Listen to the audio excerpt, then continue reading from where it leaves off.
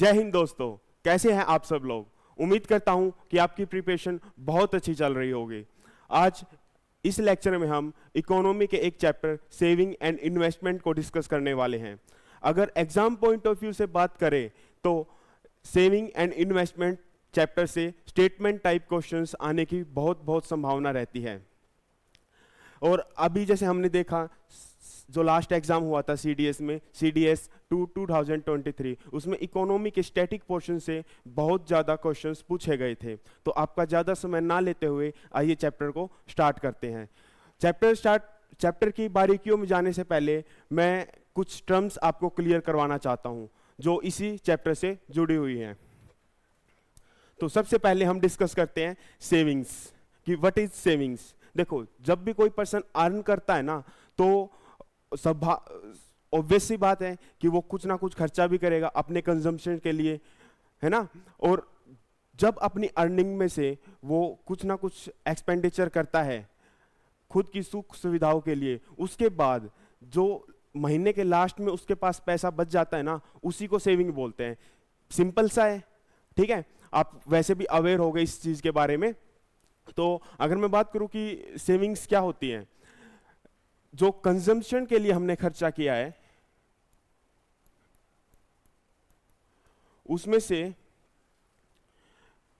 उसको हमने माइनस करना है अपनी अर्निंग में से,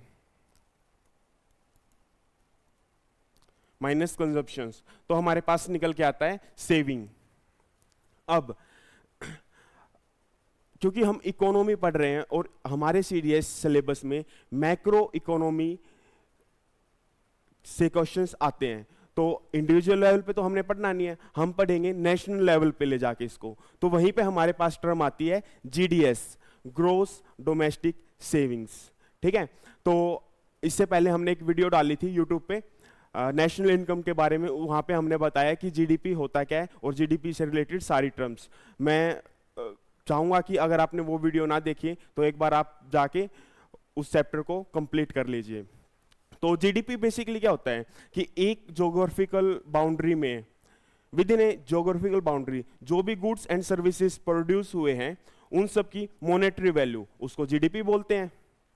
ओके, अब जो भी टोटल जीडीपी होगी ना, उसमें से अगर हम माइनस कर देंगे जो हमारे सब सिटीजन्स ने कंजम्पशन के लिए एक्सपेंडिचर किया है उसको, तो हमारे पास निकल के आता है जीडीएस, ग्रोस डोमेस्टिक सेविंग्स। और जैसा कि इसकी डेफिनेशन में लिखा हुआ है कि a part of GDP is consumed, कि जीडीपी जो भी हमने गुड्स एंड सर्विसेज प्रोड्यूस किया है उनके जो मॉनेटरी वैल्यू है, उसमें से जब हम कुछ चीजें कंज्यूम्ड कर लेते हैं उसके बाद कुछ चीजें बच भी जाती हैं, है ना, और उसी को हम सेविंग बोलते हैं। तो अगर हम फॉर्मूला की बात करें तो GDS is equal GDP minus consumptions expenditure. तो देखो, ग्रोस डोमेस्टिक सेविंग ये किस किस लेवल पे होती है, एक बार इस डायग्राम की हेल्प से हम समझते हैं कि किस किस लेवल पे जीडीएस होती है। देखो, सबसे पहले ग्रोस सेविंग्स, एक तो पब्लिक सेक्टर्स में जो गवर्नमेंट्स की कंपनियां हैं, पब्लिक सेक्टर अंडरटेकिंग्स, पीएसयूज बोलते हैं उनको, और दूसरा प्राइवेट लेवल पे। और प्राइवेट लेवल पे भी हमारे पास बड़ी बड़ी कंपनियां होती हैं, वो प्रॉफिट अर्न करती हैं, देन कुछ ना कुछ एक्सपेंडिचर करती है, उसके बाद उनके पास कुछ सेविंग्स बचती हैं। और ऐसे ही हम इंडिविजुअल लेवल्स पे जो हाउस होल्ड्स की सेविंग्स होती है ना, उसको हम प्राइवेट हाउस होल्ड्स में लेते हैं। जैसे कि आपकी फैमिली ने कुछ अर्निंग की, फिर अर्निंग में से आपने कुछ एक्सपेंडिचर किया है, और फिर महीने के लास्ट में जो आपके पास सेविंग्स पैसा बचता है वो सेविंग्स होती है। तो प्राइवेट लेवल पे दो तरह की होती है, प्राइवेट कॉर्पोरेट और दूसरा प्राइवेट हाउस होल्ड्स। और देखो, जब कोई भी पर्सन अर्न करता है ना, तो उसको ना वो या तो कैश के फॉर्म में अपने पास रखेगा या फिर फिजिकल एसेट्स उससे कोई खरीद लेगा। तो अगर उसने कुछ परचेज किया है, जैसे गोल्ड परचेज किया है या कुछ और परचेज किया है, तो वो उसको आएगा फिजिकल सेविंग्स के रूप में। और अगर वो अपने पैसे को एज ए कैश की फॉर्म में या तो बैंक में रखता है या अपने पास रखता है, तो वो आएगा उसका फाइनेंशियल की कैटेगरी में। तो देखो, जीडीएस हमारी कंट्री के ना किसी भी इकोनॉमी के लिए, not only for our economy, किसी भी इकोनॉमी के लिए बहुत ज़रूरी है। और चैप्टर के लास्ट में जाते जाते हम इस चीज़ को अच्छे से एनालाइज भी करेंगे।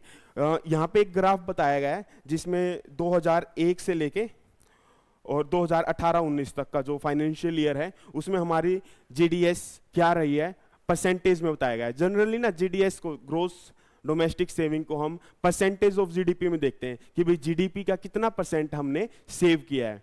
तो जहाँ पे हमारा 2001-2 के फाइनेंशियल ईयर में 24% था, 24.8%, और फिर ये इंक्रीज हुआ, देन अप एंड डाउन चलते रहते, और आज हमारा ये 2018-19 के फाइनेंशियल ईयर में 30.1% है। अब बात आते हैं कि इन्वेस्टमेंट, जिसको हम ग्रोस कैपिटल फॉर्मेशन भी बोलते हैं, कि ग्रोस कैपिटल फॉर्मेशन या फिर इन्वेस्टमेंट। सबसे पहले तो कैपिटल क्या होता है? कैपिटल वो सब चीजें होती हैं जहां पे हम इस वजह से इन्वेस्ट करते हैं ताकि वो हमें फर्दर वेल्थ क्रिएट करके दे। ठीक है, जैसे कि आपने कोई फैक्ट्री लगाई, ठीक है, उस फैक्ट्री में आपने कुछ प्रोडक्शन करना है तो उसके लिए आप मशीन से लेके आओगे, आपने मशीन्स पे खर्चा किया, लेबर पे खर्चा किया, लेकिन इन सब से आपकी फर्दर वेल्थ जनरेट हो रही है ना, तो उसी को हम कैपिटल इन्वेस्टमेंट भी बोल सकते हैं। और जहां पे बात आती है ना इन्वेस्टमेंट की, तो इन्वेस्टमेंट बोलो या फिर ग्रोस कैपिटल फॉर्मेशन बोलो, तो जब हम अपने पैसे को ऐसी जगह लगाते हैं जहां से हमें फर्दर पैसा मिलता है, फर्दर हमारे पास वेल्थ जनरेट होती है या फर्दर इनकम जनरेट होती है, उसको बोलते हैं ग्रोस कैपिटल फॉर्मेशन। एक जनरली क्या होता है, जब भी हम सेविंग्स करते हैं ना, तो या तो हम उस पैसे को बैंक में रखते हैं, या फिर जो बड़े कॉर्पोरेट हाउस होते हैं वो क्या करते हैं, उस पैसे को फर्दर अपने बिजनेसेस में लगाते हैं, फर्दर उससे कैपिटल इन्वेस्टमेंट करते हैं ताकि कंपनी की इनकम और ज़्यादा इंक्रीज हो। तो यहाँ पे इन्होंने बोला है कि saved money is either kept with the public, या तो पब्लिक अपने पास रखेगी या फिर उसको इन्वेस्ट कर देगी। और इन्वेस्ट किस लिए करेगी? ताकि उसको इनकम जनरेट हो। और जब किसी भी पैसे को इन्वेस्ट किया जाता है ना, कि मैंने कुछ सेविंग्स की है, ठीक है, तो एक पर्टिकुलर टाइम में मैंने कुछ सेविंग्स किया है, अब उस सेविंग्स को मैं या तो अपने पास रख सकता हूं या फिर मैं उसको इन्वेस्ट करता हूं। और जब मैं उसको इन्वेस्ट करता हूं ना, तो हमारे पास जो फिगर निकल के आता है उसको बोलते हैं ग्रोस कैपिटल फॉर्मेशन। और ग्रोस कैपिटल फॉर्मेशन और इन्वेस्टमेंट ये दोनों एक ही चीज है, आप एग्जाम में कंफ्यूज मत होना। तो इसके बाद हम डिस्कस कर लेते हैं कि भाई ग्रोस कैपिटल फॉर्मेशन या इन्वेस्टमेंट और सेविंग्स में क्या रिलेशन होता है। देखो, बड़े ही सिंपल वर्ड्स में समझेंगे। यहां पे कोई एक प्राइवेट इंडिविजुअल है और ये bank and then business house. तो जनरली जब हम सेविंग्स करते हैं ना, तब हम पैसा बैंक में रखते हैं, उसके बदले बैंक हमें उसकी कुछ फीस देता है या फिर इंटरेस्ट रेट देता है। लेट्स सपोज कि मैंने 1000 रुपए की सेविंग की है और उसको मैंने बैंक में जाके डिपॉजिट करवा दिया है। अब बैंक मेरे को उसके बदले कुछ क्या देगा, कुछ ना कुछ इंटरेस्ट रेट देगा, और वो इंटरेस्ट रेट एग्जाम्पल के लिए हम 5% कंसीडर कर लेते हैं। अब देखो, बैंक ने 1000 रुपए अपने पास रखे और वो 5% आपको वापस देगा, तो 1000 रुपए का 5% इज अराउंड 50 रुपीज, तो 1050 रुपए वापस देगा। अब बैंक भी तो कहीं ना कहीं से अर्निंग करेगा ना, तो बैंक क्या करता है, उस पैसे को बिजनेसेस हाउस जो होते हैं, जो बड़े बड़े एंटरप्रेन्योर्स होते हैं, उनको लोन में दे देता है, और वहां पे वो चार्ज करता है इस इंटरेस्ट रेट से ज्यादा। लेट्स सपोज कि यहाँ पे अगर हमने 5% इंटरेस्ट रेट प्राप्त किया बैंक से, तो बैंक आगे उस पैसे को 10% या फिर डेफिनेटली इससे हायर रेट पे ही देगा। तो यहां से जो 1100 रुपए आएगा ना बाद में, और फिर बैंक ने यहां पे वापस हमें 1050 रुपए दिया, तो यहां से 50 रुपए बैंक को मिले। अब बात आती है बिजनेस हाउस पे। बिजनेस हाउस ने लोन लिया है, अब लोन को वो अपने बिजनेस में लगाएगा और वहां से उसकी इनकम और वेल्थ जनरेट होगी। और जब इनकम और वेल्थ जनरेट होगी, तो जहां पे इसने 1000 रुपए लगाया ना, तो हो सकता है यहां से वो 1200 रुपए अर्न कर ले, और जब 1200 रुपए वो अर्न करेगा, तो 1200 रुपये अर्न करने के बाद वो 1100 रुपये बैंक को वापस दे देगा और उसके पास 100 रुपये का प्रॉफिट होगा। तो ऐसे हमारा banking system, business house, loan का सिस्टम और हमारी सेविंग्स का सिस्टम वर्क करता है। तो देखो, अगर यहाँ पे हमारे पास सेविंग्स ज्यादा होंगी, अगर हमारे पास सेविंग्स ज्यादा होंगी तो हम बैंक में ज्यादा पैसा रखेंगे, और अगर हम बैंक में ज्यादा पैसा रखेंगे तो बैंक लोन अच्छे से प्रोवाइड करवा सकता है बिजनेसेस को, और उससे क्या होगा, बिजनेसेस इन्वेस्टमेंट ज्यादा करेंगे, और जब वो इन्वेस्टमेंट ज्यादा करेंगे तो हमारी कंट्री में गुड्स एंड सर्विसेज का प्रोडक्शन और ज्यादा होगा। इससे ओवरऑल इकोनॉमी में ग्रोथ आती है। जितनी ज्यादा सेविंग उतनी ज्यादा इन्वेस्टमेंट, और जितनी ज्यादा इन्वेस्टमेंट उतना ज्यादा इकोनॉमी में ग्रोथ।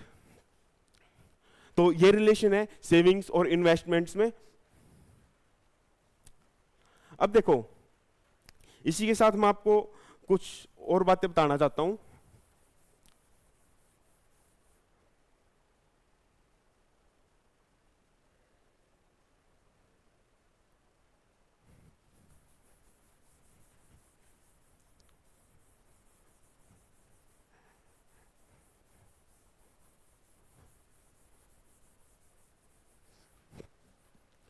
सबसे पहले तो सेविंग्स जो होती है ना, वो किसी भी इकोनॉमी के लिए बहुत ज़्यादा इंपॉर्टेंट होती है, स्पेशली जब उनके सिटीजन्स सेव करते हैं। क्योंकि जब उनके सिटीजन्स सेव करते हैं ना,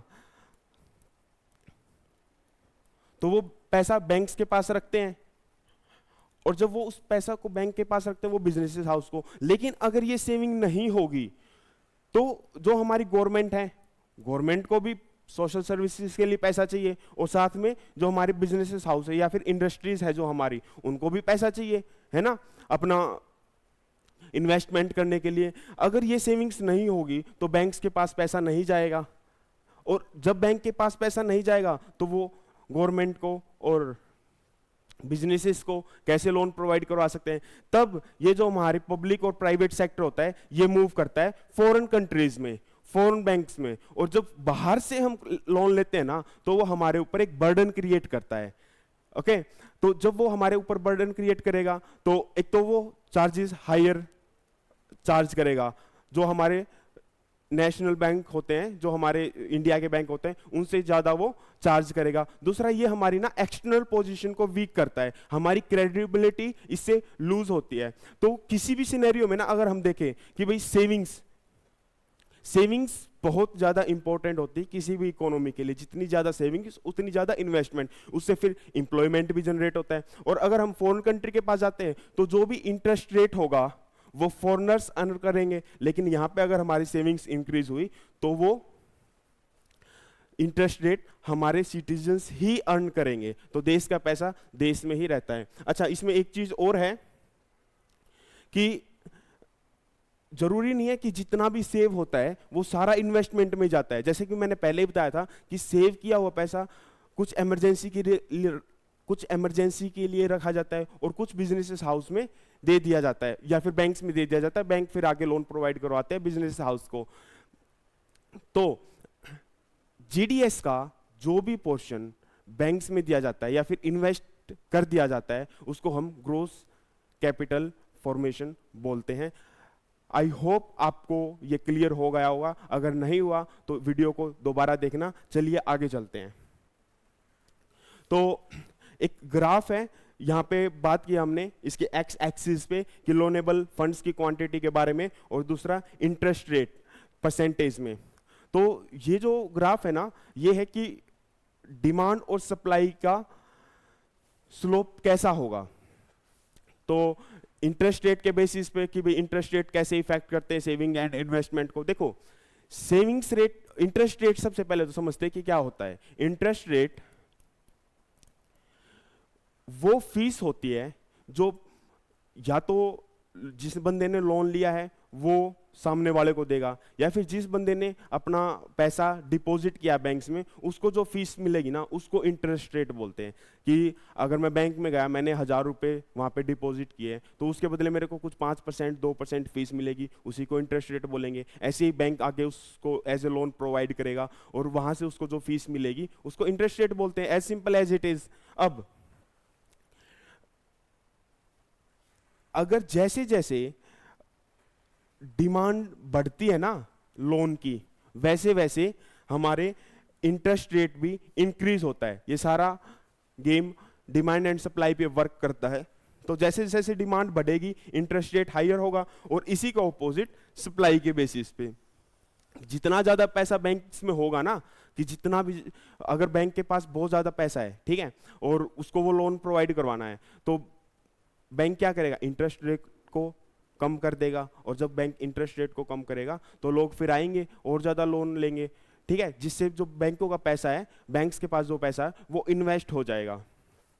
तो जनरली क्वेश्चन यहां से ऐसे आता है कि डिमांड्स और जो डिमांड और सप्लाई का जो स्लोप है ना, डिमांड और सप्लाई का जो स्लोप है वो डाउनवर्ड साइड होता है या अपवर्ड साइड होता है। जो तो यहां से हमने पता लगता है कि डिमांड होती है ना जो लोनेबल फंड के लिए, वो उसका जो स्लोप होता है वो डाउनवर्ड होता है, और सप्लाई का स्लोप अपवर्ड होता है। ओके, चैप्टर को खत्म करने से पहले मैं एक और चीज आपको बताना चाहता हूं कि रेट ऑफ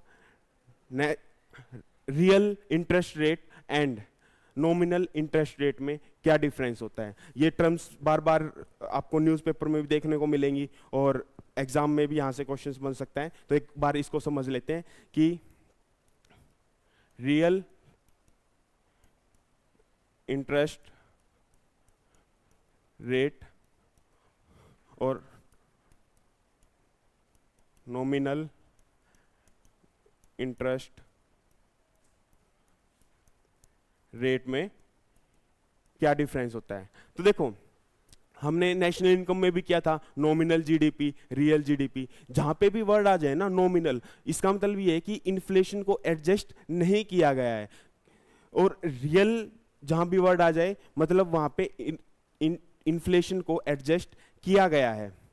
अब क्योंकि हमारे किसी भी इकोनॉमी में इन्फ्लेशन भी बढ़ती रहती है, आज जो चीज 100 रुपए की है कल को वो 105 रुपए की आएगी, है ना। तो और फिर क्या आज जो मनी की वैल्यू है आज से 5 साल बाद भी वही रहेगी या नहीं रहेगी, तो उसी को समझने के लिए हम रियल इंटरेस्ट रेट और नॉमिनल इंटरेस्ट रेट को पढ़ते हैं। तो आइए देखते हैं क्या होता है, एक एग्जांपल से समझते हैं।